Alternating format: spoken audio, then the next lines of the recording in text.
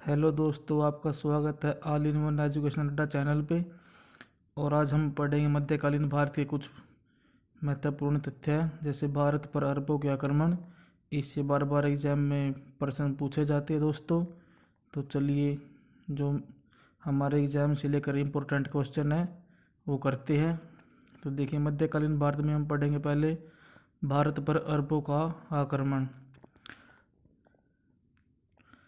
अरबों के भारत आक्रमण के विषय में पर्याप्त सूचना 9वीं शताब्दी के बिलादुरीकृत किताब फतूल अल बलदान में मिलती है। 1216 ईस्वी में चचनामा, जो फारसी भाषा में लिखी गई है, उसमें भी अरबों के आक्रमण के विषय में पर्याप्त जानकारी मिलती है दोस्तों। 712 में मोहम्मद बिन कासिम ने सिंध पर सफल आक्रमण किया। उस समय वहाँ का शासक दाहिर था। अरबों द्वारा भारत पर किया गया यह पहला सफल आक्रमण था दोस्तों। यह प्रश्न बार बार पूछा जाता है कि मोहम्मद बिन कासिम ने भारत पे पहला आक्रमण कब किया? 712 में किया। और वहाँ का उस समय सिंध का शासक था दाहिर था दोस्तों। तो आगे देखिए दोस्तों, इसने पहली बार विजित क्षेत्रों में जजिया कर वसूल किया।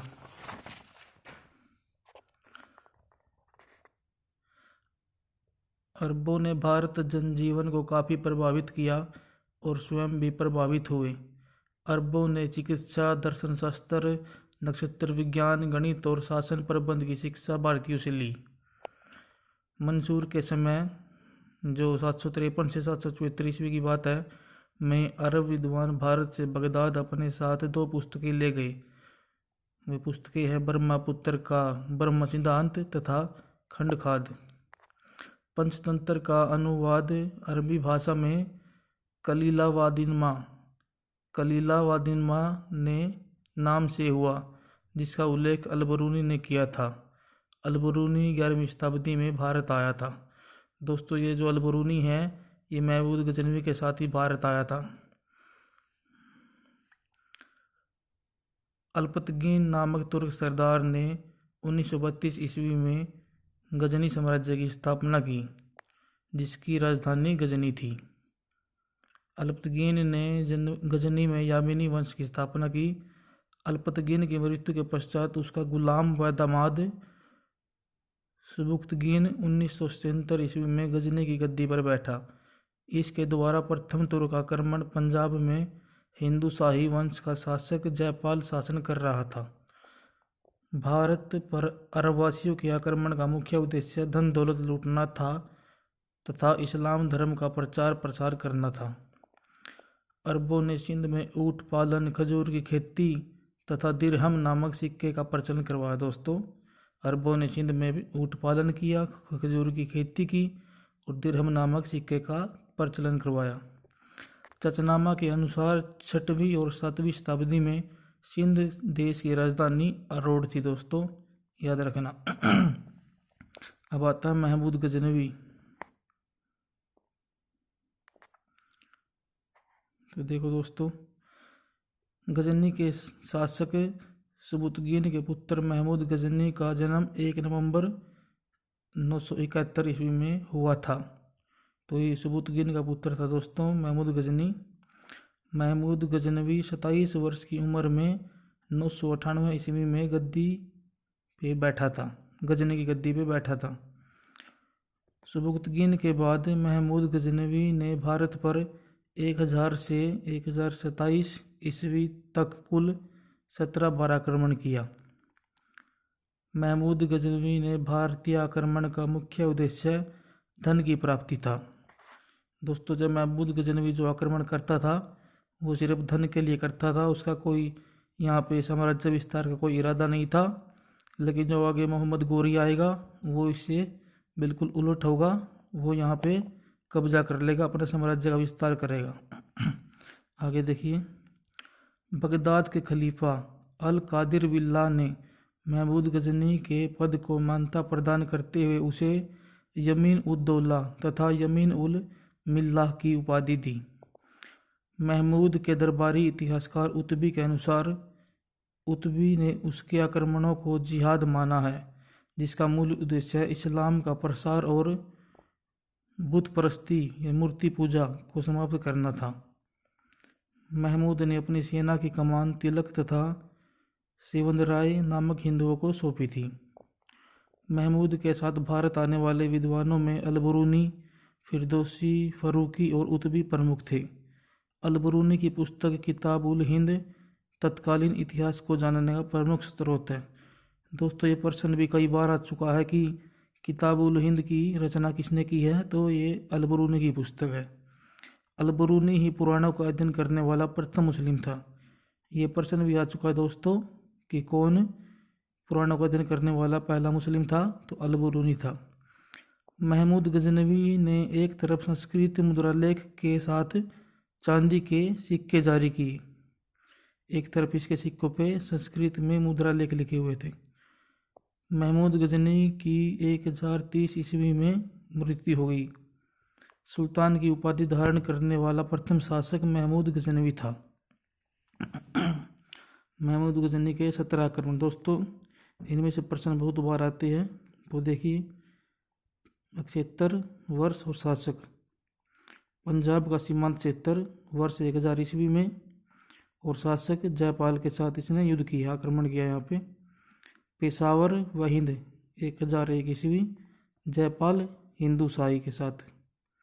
और मुल्तान में 1005 ईस्वी में सऊदी करमाती के शासनकाल में आक्रमण किया। भेड़ा 1006-7 ईस्वी, बाजीराय के शासनकाल में आक्रमण किया। मुल्तान 1007-8 ईस्वी, सुखपाल के शासन में आक्रमण किया। वहिंद पेशावर 1008-9 ईस्वी, आनंदपाल हिंदू शाही तथा उज्जैन, ग्वालियर, कलिंजर, कन्नौज, दिल्ली, अजमेर की संयुक्त सेना के साथ इसने युद्ध किया। नारायणपुर 1009 ईस्वी, स्थानीय शासक के साथ आक्रमण किया। मुल्तान 1010-11 ईस्वी, सुखपाल के शासन में आक्रमण किया। थानेश्वर में 1011-12 ईस्वी में राजा राज शासक था, तब इसने आक्रमण किया। निंदूना 1014 ईस्वी में त्रिलोचन पाल के शासक था, तब आक्रमण किया। कश्मीर 1015-16 ईस्वी, संग्राम राज लोहार वंश पर आक्रमण किया। मथुरा व कन्नौज 1018-19 ईस्वी, राज्यपाल प्रतिहार पर आक्रमण किया। कलिंजर 1019 ईस्वी, गंड चंदेल और त्रिलोचन पाल पर आक्रमण किया। कश्मीर 1021 ईस्वी, रानी दिद्दा स्त्री शासक थी, तो इसके शासनकाल में इसने कश्मीर पर आक्रमण किया 1021 में। ग्वालियर व कलिंजर 1022 ईस्वी, गढ़ चंदेल शासक विद्याधर के इसमें आक्रमण किया। सोमनाथ पर आक्रमण 1025-26 ईस्वी, भीम प्रथम वहाँ का शासक था, जिसके साथ इसने युद्ध भी किया था 1025 में, जब सोमनाथ मंदिर लूटा था इसने, तब दोस्तों।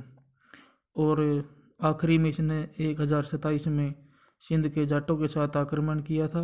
जाट वहाँ के शासक थे।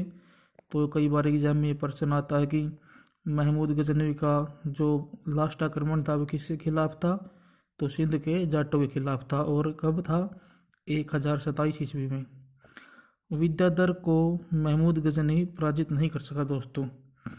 एकमात्र ऐसा ये था विद्याधर था शासक जिसको महमूद गजनवी पराजित नहीं कर सका। तो देखिए दोस्तों, आगे मोहम्मद गोरी की जो एग्ज़ाम के हिसाब से बहुत इम्पोर्टेंट बनते हैं प्रश्न। तो देखिए, मुइज़्ज़ुद्दीन मोहम्मद बिन शाम को ही मोहम्मद गोरी कहा जाता है। वह 1173 ईस्वी में गौर राज्य का शासक बना। मोहम्मद गोरी का प्रथम आक्रमण 1178 ईस्वी में मुल्तान पर हुआ। उस समय मुल्तान पर करमाथी जाति का शासक था।